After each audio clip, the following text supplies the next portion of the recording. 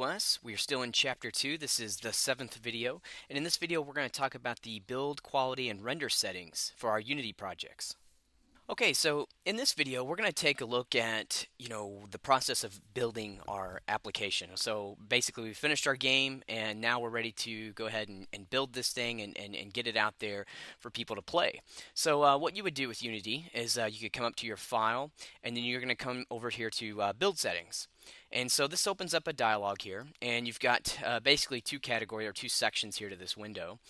The first, build settings, it says scenes to build. So whatever your open scene is, you can actually just say add current, or if you had more scenes, let's just say that you have like a start scene and then a level 1, 2, and 3, and then an end scene and some cut scenes and things like that. You can just from your console window here just drag and drop scenes right into this build scenes area. Or if you have your open scene, you can just click this add current button. And you can see here that with Angry Bots, we have the angrybots.unity scene. Let's just take a look. I'm pretty sure there was another scene in here. Let me just move this over. Just kind of make some room here. At least I thought there was. Here, let's just really quick. Let's just here we'll save this. I'm going to make a new scene. So all I did here was I just file new scene, Apple N or Control N on your keyboard. So let's just say that we save this scene as, and let's just say that this was a cut scene that we might want to be able to access here in our build. So now we have the cutscene build. Let's go ahead and just double click the AngryBot scene. So now we're back into the default AngryBot scene here. And then let's say I want to add this cutscene. So again, all I got to do is just left click, drag and drop, and I can put this in here. And you'll notice that you have this little 0 and a 1. So this is basically the build order. So I can actually just left click, drag and drop these guys to actually change this order. So now you can see that cutscene is going to happen first, or that's going to be the first scene that's loaded when the game is run. And then so as we move down to this interface here, you can see that we have the platform, and of course one of the powerful things with Unity is you can just one-click build to all these different platforms. So for instance, you can see that we have the little Unity icon, which means that we're actually this entire build here is for the PC, Mac, and Linux standalone. Then you have options for like your target platform. Do you want to go Mac, Windows, Linux, things like that? If you do the web player, you can see that you have some web player options. Same thing with iOS and Android as you go on down to the different platforms that are supported. So in the case of this, you can see that we have PC, Mac, and Linux standalone.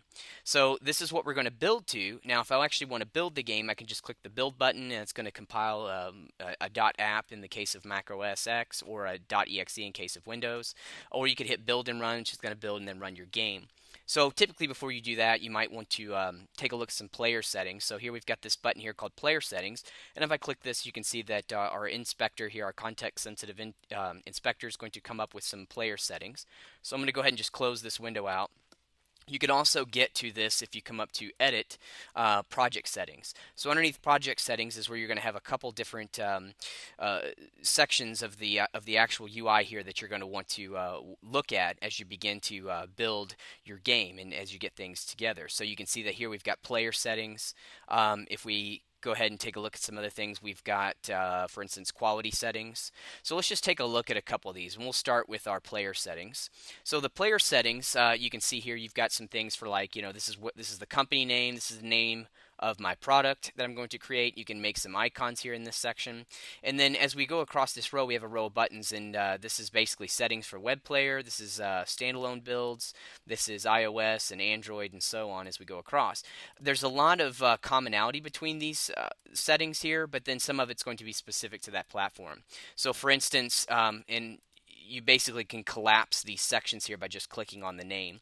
So for instance, underneath the web player, there's not an icon's not applicable for this, either as a splash image, but other settings, this is going to be pretty common. So you can see that we can change our rendering path. For instance, we want to do vertex lit only, forward or deferred rendering, DirectX 11. Here's again we talked about static and dynamic batching in a previous video. You can see that we can turn these off.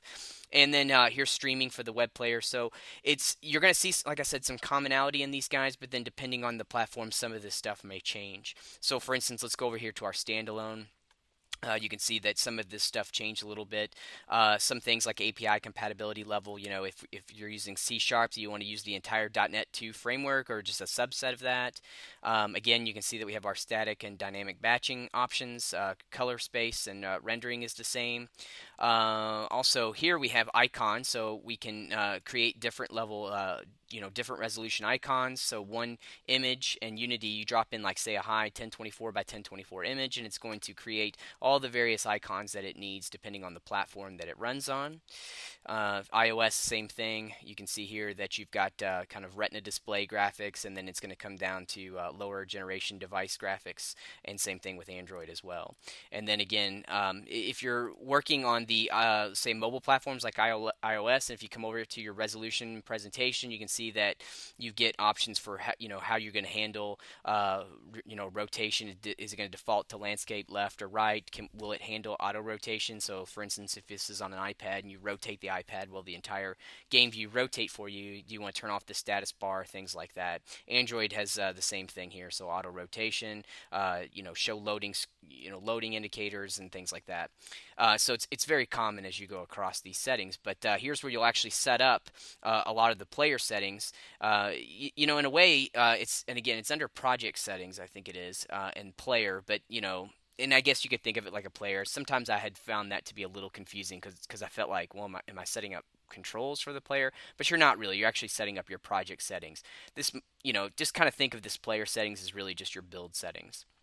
So a couple other things to think about is input. So this is a really good one for project settings. So if we change this to input, we can actually configure how Unity is going to handle things like joystick controls and buttons, how it's going to handle your mouse and your keyboard and things like that. So you can actually configure these guys here. So you can see, for instance, underneath axes, we've got horizontal axis. You can set negative button. Basically, what axis of the joystick? Is this the x-axis, the y-axis? You can actually work with all these different axes here and choose which ones that you need to support for your game.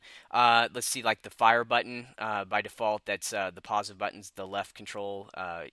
What type is this? Is this keyboard or mouse? Things like that. So you can actually set these guys up in input, and then inside of code you can actually reference these buttons by utilizing whatever the name is. So the fire 1 button is going to handle this control, so you can actually create these. You can even create your own. So if I wanted to type a 21 in here, so you can see that what that did, think of this as just an array full of objects, and that just duplicated the last item, and now I can call this whatever. So I can call this my button, and I can actually set up some type of controls for this that I can reference inside of scripting.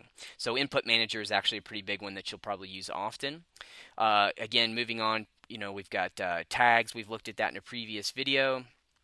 Quality is something that's pretty good that you'll want to probably tweak, but you can add your own quality levels. But basically, if you kind of look through this, it kind of gives you kind of like this kind of matrix view of what's going to happen here. So you got different levels. You got fantastic quality all the way down to the fastest quality, and then so as you go through and you start to change these guys, you can see that if I go to the fastest, I just kind of click this here. What's going to happen is I've got these settings here. So let's look at the difference between the pixel light count in fastest is 0, but if we take this all the way up to fantastic, you can see pixel light count is 4. You can also see the quality changing here in your scene view as you kind of click through these guys. So you can see how this is going to affect the quality of your game. And then so for instance, if we want to leave this at good, you can see that we've got a pixel light count. What's our texture quality is always going to be at full res.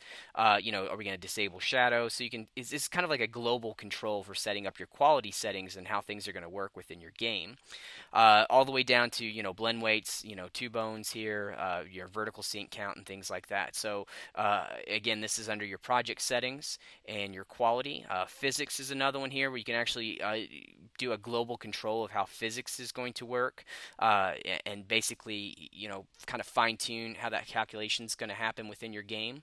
Again, that's really good for performance tweaking. Let's see what else we got. We got network, editor. We've looked at player, audio, just some different audio. But just think of these guys here as global controls. The other thing that you have is your render settings. So render settings here. Do you want to enable fog for your scene?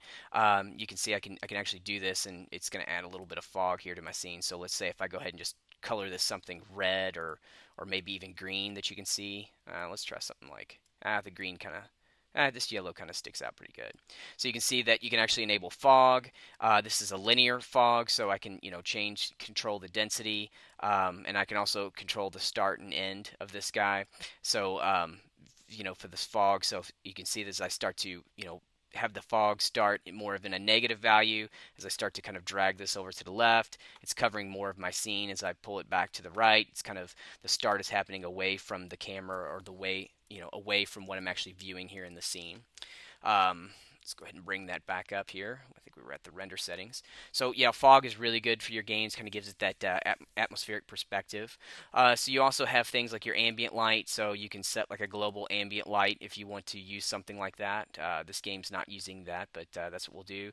You can also default. You can also set a default skybox material, your halo strength and flare strength if you're using any kind of light flares, and if you have a halo texture or a cookie for your spotlights, you can place those in here as well. And so this is just, again, kind of your global tweak here for all your render settings. So really, it's if you kind of look at this, I mean, it's really quite easy to get through around in Unity. I mean, everything's laid out pretty well. And the main thing to think about here, and something that you're probably going to use the most, is just coming over here to your player settings and setting up your project here. So you can set up your full resolution and things like that you want to work with. One thing in particular here, if we look at what Angry Bots here has got, so if they're doing the standalone build, you can see their default screen width and height was set at 720p. So we've got 1280 by 720. So again, this is just like a global setting for your entire project.